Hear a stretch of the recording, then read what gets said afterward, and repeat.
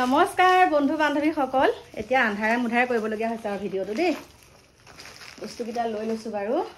বন্ধু বান্ধৱী সকল কি খবৰ আশা কৰোঁ সকলো ভালে কুশলে আছে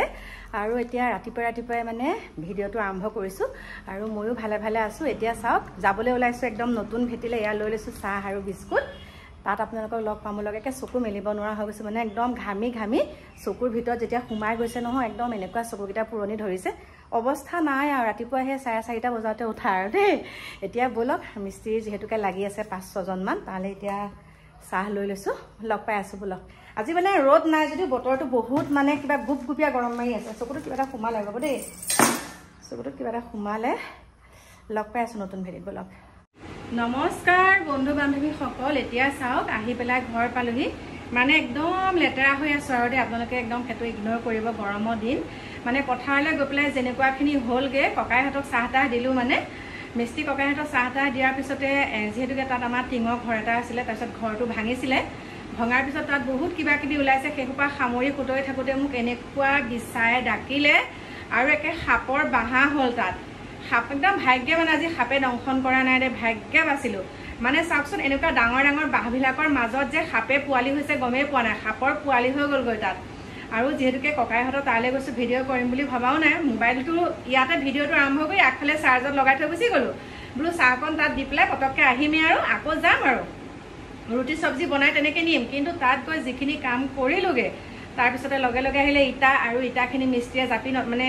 যোনে যাৰ পৰা আনিছোঁ তেখেতসকলে মানে জাপি থোৱা নাই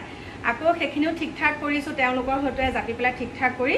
বিচাই এনেকুৱা ডাকিলে তাৰ বাদে এনেকুৱা মানে ৰ'দটো নাই যদিও গুপগুপীয়া গৰম আহি পেলাই পটাপট গা পা ধুই কাপোৰকেইটাও ধুই দিছোঁ তাৰপিছত মুখত এতিয়া ফেচ পেক এটা লগাইছোঁ অকণমান এচিটো লগাই শুকাই লওক আকৌ ককাইহঁতৰ ওচৰলৈ গৈ আছোঁ আপোনালোকক সুন্দৰকৈ দেখামগৈ এতিয়া মানে তলৰখিনি যিহেতুকে চলিং কৰিব লাগে আমাৰ চলিং কৰাৰ কাৰণে কি হ'ল মাটি বেছিকৈ মানে জোখতকৈ বেছিকৈ মাটি পৰি গ'ল ভেটিটোত আকৌ সেইখিনি আধা কাটিব লগা হৈছে আৰু এইফালে মিস্ত্ৰীয়ে টিং লগাই আছে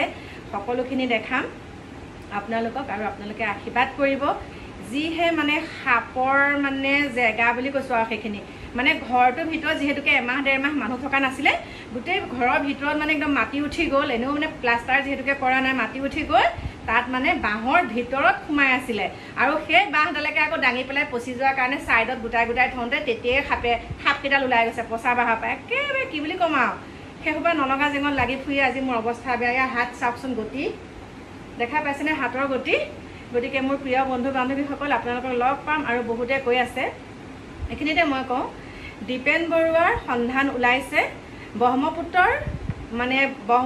বুকুত তেওঁ উফন্দি উঠিছে ব্ৰহ্মপুত্ৰত মানে তেওঁ ওপৰলৈ উপঙি অহা দেখিছে প্ৰত্যক্ষদৰ্শীয়ে আৰু এই ভিডিঅ'টো বনাইছে এজন আমাৰ ইউটিউবাৰে তেখেতে কৈছে যে প্ৰথমতে ভাবিছিলোঁ আৰু ভিডিঅ'টো দিছে যেতিয়া পটাপট চাইছোঁ যে তেখেতৰ সন্ধান ওলাইছে বুলি কৈছে যে ৰমেন বৰুৱাৰ সন্ধান ওলালে ব্ৰহ্মপুত্ৰৰ পাৰতে মানে ব্ৰহ্মপুত্ৰতে তেওঁক পোৱা গৈছে আৰু তেওঁ মানে লাষ্টটো একদম মানে অৱস্থা নাইকিয়া তেনেকুৱা অৱস্থাত পাইছে বুলি কৈছে কৃষ্ণ প্ৰভু ভগৱানে নকৰক আৰু একদম সঁচা কথা তেওঁ জীৱিত আছে আৰু দীপেনে বাৰে কৈ আছে তেওঁ কেতিয়াও এইটো মৃত্যু মুখত যাব নোৱাৰে তেওঁ কেতিয়াও এনেকুৱা ইমান বেয়া চৰম পন্থা বাছি ল'ব নোৱাৰে তেওঁ জীৱিত আছে আৰু জীৱিত থাকক আৰু যোনজন ইউটিউবাৰে এনেকৈ মানে কৈছে আৰু ভিডিঅ' তেওঁ বনাইছে তেওঁ সেইটো লিখিছেহে কিন্তু হঠাতে মানে মই যেতিয়া দেখিলোঁ একদম হয় বুলি ভাবিছিলোঁ কৃষ্ণ প্ৰভু সেইখিনিকে আপোনালোকক ক'লোঁ আৰু বাকী যিহেতুকে অকণমান এইবিলাকতো ব্যস্ত আছোঁ আৰু দীপেনদাৰ বিষয়ে বহুত কথা ক'বলৈ মন যায় আৰু তেওঁ বহুত কথা কৈছে কিন্তু নিস্তব্ধ হৈ থাকিব লগা হৈছে কিছুমান ক্ষেত্ৰত দেই কিছুমান ক্ষেত্ৰত আৰু কিছুমান কথা ক'লে ক'ব যে তেওঁলোকৰ পৰিয়াল কেন্দ্ৰিক বা তেওঁলোকৰ ভিতৰৰ কথা কিয় খুচৰিছা সেইটো নহয় ভিতৰুৱা কথা বুলি নহয় এতিয়া ধৰক আমাৰ অতনু ভূঞা ডাঙৰীয়াই যিখিনি কথা কৈছে তাত অকণো মিছা নাই অকণোৱে মিছা নাইকিয়া আৰু সেই একেখিনি কথাকেই দীপেনদাৰ মুখেৰে আপোনালোকে একেখিনি কথাই শুনিব আৰু এতিয়া যে ৰমেন বৰুৱা নাইকিয়া হৈছে ৰমেন দাস নাইকিয়া হৈছে তাৰ একমাত্ৰ মূল হৈছে তেখেতৰ জীয়ৰীয়ে গতিকে মোৰ প্ৰিয় বন্ধু বান্ধৱীসকল আপোনালোকক সুন্দৰকৈ দেখাম দেই এতিয়া আপোনালোকৰ মাজৰ পৰা অকণমান সময়ৰ কাৰণে বিৰতি লৈছোঁ আহি আছোঁ আপোনালোকৰ মাজলৈ নতুন এটা ভিডিঅ'ৰ সৈতে এতিয়া বাই বাই একে ওলাইছোঁ আৰু এইখিনিতে আপোনালোকক কওঁ হঠাতে এটা ভিডিঅ' পালোঁ ভিডিঅ'টো পাই বুকুখন একদম কপি গ'ল বুকুখন কপি গ'লগৈ মানে এনেকুৱা এটা কৈছে ৰমেন দা ব্ৰহ্মপুত্ৰৰ বুকুত এজন মাছমৰীয়াই পাইছে ব্ৰহ্মপুত্ৰৰ বুকুত বোলে উফন্দি গ'ল মানে ব্ৰহ্মপুত্ৰৰ পাৰত এজন মাছমৰীয়াই মানে তেওঁ ডেড বডিটো প্ৰত্যক্ষ কৰিছে এনেকুৱা এটা ভিডিঅ' পালোঁ একদম বুকুখন কপি গ'ল গতিকে কোনে কেনেকৈ কি কৰিছে সেইটো আপোনালোকক দেখাই আছোঁ চাওক আহক ৰমেন দা মৃত্যু হ'ল ৰমেন দা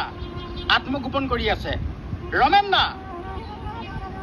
অপহৰণ হ'ল মই ক'ব বিচাৰিছোঁ ৰমেন দা জীৱিত অৱস্থাত আছে এই কথাটো মই ক'তো গমো নাপাওঁ ক'তো শুনাও নাই কিন্তু কবিতা আৰম্ভ কৰি দিব নাটক কি মানে এইবিলাক কি মানে আপোনালোকে বিচাৰিবলৈ লাগক ইমান দিন হৈ গ'ল বডিটো ধৰা আছে নেকি হোৱা নাই তেতিয়া ৰমেন দা জীৱিত আছে জীৱিত হৈ থকা মানুহজন যদি মৃত্যু হ'ল বুলি কৈ দিয়ে বহুত কষ্ট পাব আৰু আত্মহত্যা নকৰিম বুলি ভাবি আছে যদিও এই কথাকেইটাত কিন্তু আত্মহত্যা কৰিবৰ কাৰণে বহুত মানে কষ্ট পাব ন কষ্ট পাই আত্মহত্যা কৰিবৰ কাৰণে বাধ্য হ'ব